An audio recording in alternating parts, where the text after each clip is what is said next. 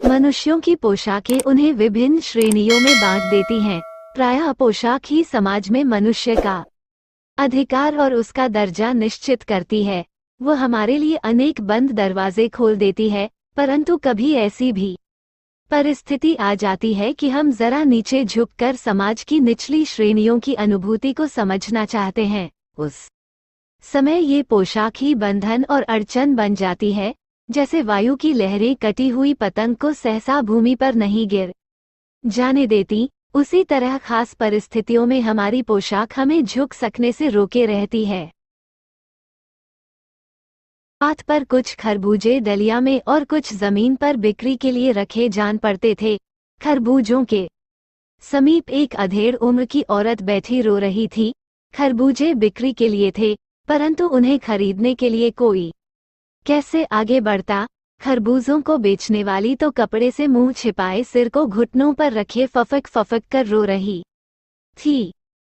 पड़ोस की दुकानों के तख्तों पर बैठे या बाजार में खड़े लोग घृणा से उसी स्त्री के संबंध में बात कर रहे थे। उस स्त्री का रोना देखकर मन में एक व्यथा सी उठी, पर उसके रोने का कारण जानने का उपाय क्या था।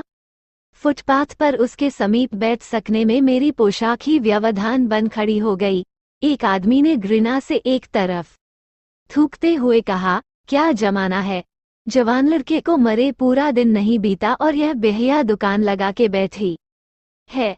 दूसरे साहब अपनी दाढ़ी खुजाते हुए कह रहे थे, अरे जैसी नीयत होती है अल्लाह भी वैसी ही बरकत देता।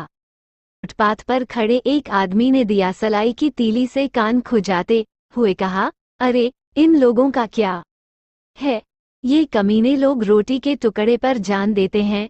इनके लिए बेटा बेटी, खसम लुगाई, धर्म ईमान सब रोटी का टुकड़ा है। परचून की दुकान पर बैठे लाला जी ने कहा, अरे भाई, उनके लिए मरे जिए का कोई मतलब न हो, पर दूसरे के धर्म ईमान का तो ख्याल करना चाहिए।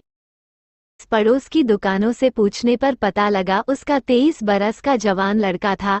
घर में उसकी बहू और पोता पोती हैं।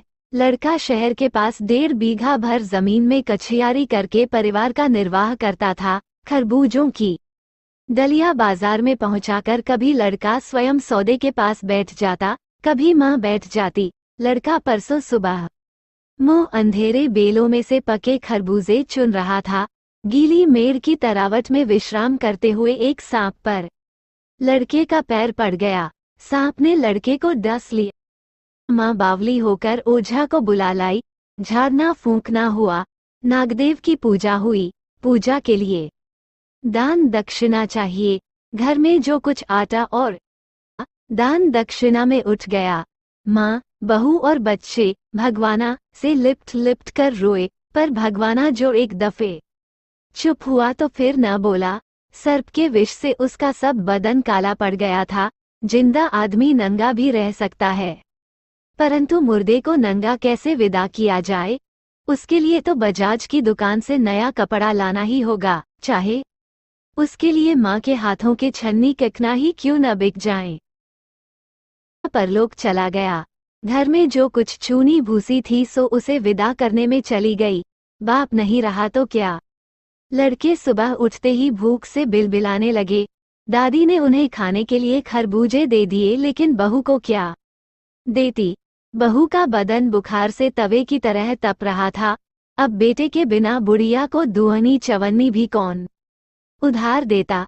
बुढ़िया रोते रोते और आंखें पोंछते पोंछते भगवाना के बटोरे हुए खरबूजे दलिया में समेटकर बाजार की ओर चली, और चारा भी क्या था। बूजे बेचने का साहस करके आई थी, परंतु सिर पर चादर लपेटे, सिर को घुटनों पर टिकाए हुए फफक फफक कर रो रही थी। कल जिसका बेटा चल बसा, आज वह बाजार में सौदा बेचने चली है। हाय रेपथ दिल। उस पुत्र वियोगिनी के दुहक का अंदाजा लगाने के लिए पिछले साल अपने पड़ोस पुत्र की मृत्यु से दुखी माता की बात सोचने लगा। भ्रांत महिला पुत्र की मृत्यु में के बाद 2.5 मास तक पलंग से उठ न सकी थी। उन्हें 15-15 मिनट बाद पुत्र वियोग से मूर्छा आ जाती थी, और मूर्छा न आने की अवस्था में आंखों से आंसू न रुक सकते थे। दो दो डॉक्टर हरदम सिरहाने बैठे रहते थे, हरदम सिर पर बर्फ रखी जाती थी। शहर भर के लोगों के मन उस पुत्र शोक से द्रवित हो उठे थे। जब मन को सूझ का रास्ता नहीं मिलता तो बेचैनी से कदम तेज हो जाते हैं। उसी हालत में नाक ऊपर उठाए राह चलतों से ठोकरें खाता मैं चला जा रहा था, सोच रहा था।